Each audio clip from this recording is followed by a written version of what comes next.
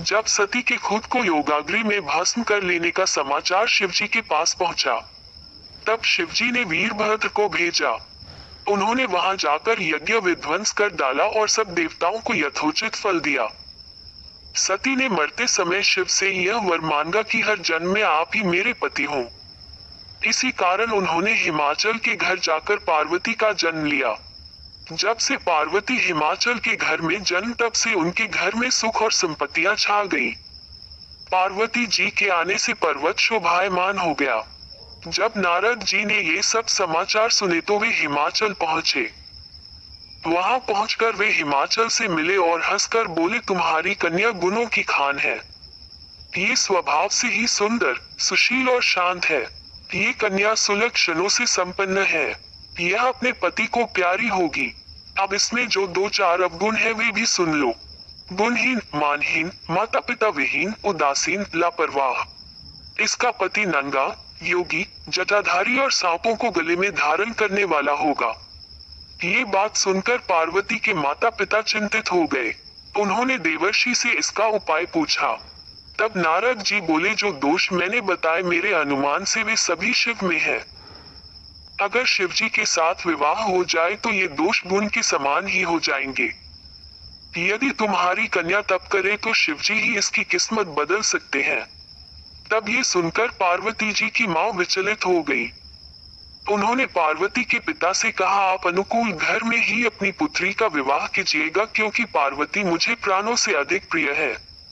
पार्वती को देखकर मैना का गला भर आया।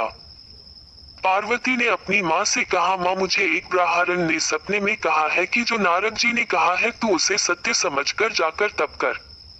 ये तप तेरे लिए दुखों का नाश करने वाला है। उसके बाद माता पिता को बड़ी खुशी से समझाकर पार्वती तप करने गई। पार्वती जी ने शिव को पति रूप में पाने के लिए तपस्या आरंभ की। लेकिन शिव को सांसारिक बंधनों में कदापि रुचि नहीं थी, इसलिए पार्वती जी ने अत्यंत कठोर तपस्या की ताकि शिव प्रसन्न होकर उनसे विवाह कर लें। जब सप्तर्षि सती की परीक्षा लेने गए, सप्तर्षि ने पार्वती से जाकर पूछा, तुम किसके लिए इतना कठिन तप कर रही हो? तब पार्वती ने सकुचाते हुए कहा, आप लोग मेरी मूर्खता को सुनकर हंसेंगे। मैं शिव को अपना पति बनाना चाहती हूँ। पार्वती की बात सुनकर सभी ऋषि हंसने लगे और बोले कि तुमने उस नारद का उपदेश सुनकर शिव को अपना पति माना है जो सब कुछ चौपट कर देता है।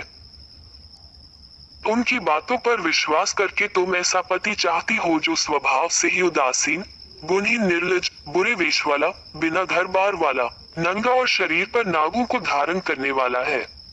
ऐसे वर के मिलने से कहो तुम्हें क्या सुख मिलेगा। अब हमारा कहा मानो, हमने तुम्हारे लिए बहुत अच्छा वर चुना है। हमने तुम्हारे लिए जो वर चुना है वह लक्ष्मी का स्वामी और वैकुंठपुरी का रहने वाला है। तब पार्वती उनकी बात सुनकर बोली, कहा है कि मेरा हाथ भी पर्वत के ही समान मजबूत है। मैं अपना ये जन्म शिव के लिए हार चुकी हूँ। मेरी तो करोड़ जन्मों तक यही जिद रहेगी। पार्वती की यह बात सुनकर सभी ऋषि बोले, आप माया हैं और शिव भगवान है। आप दोनों समस्त जगत के माता पिता हैं। ये कहकर सप्तर्षि पार्वती को प्रणाम करके वहां से चले गए।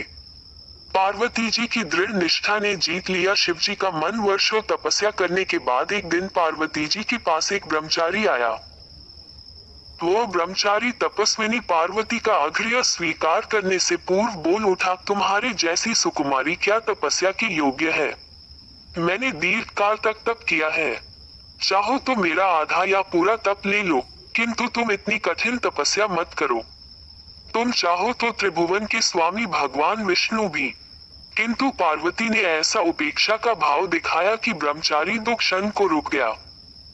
फिर बोला, योग्य वर में 3 गुण देखे जाते हैं, सौंदर्य, कुलीनता और संपत्ति। इन तीनों में से शिव के पास एक भी नहीं है। नीलकंठ, त्रिलोचन, जटाधारी, विभूति पोते, सांप लपेटे शिव में तुम्हें कहीं सौंदर्य दिखता है? उनकी संपत्ति का तो कहना ही क्या, नग्न रहते हैं। बहुत हुआ तो चर्म चमड़ा लपेट लिया। कोई नहीं जानता कि उनकी उत्पत्ति कैसे हुई। ब्रह्मचारी पता नहीं क्या क्या कहता रहा, किंतु अपने आराध्य की निंदा पार्वती को अच्छी नहीं लगी। अतः वे अन्यत्र जाने को उठ खड़ी हुई। तब शिव उनकी निष्ठा देख ब्रह्मचारी रूप त्याग प्रकट हुए और उनसे विवाह किया। जहाँ दृढ़ लगन, कष्ट सहने का साहस और अटूट आत्मविश्वास हो, वहाँ लक्ष्य की प्राप्ति अवश्य होती है।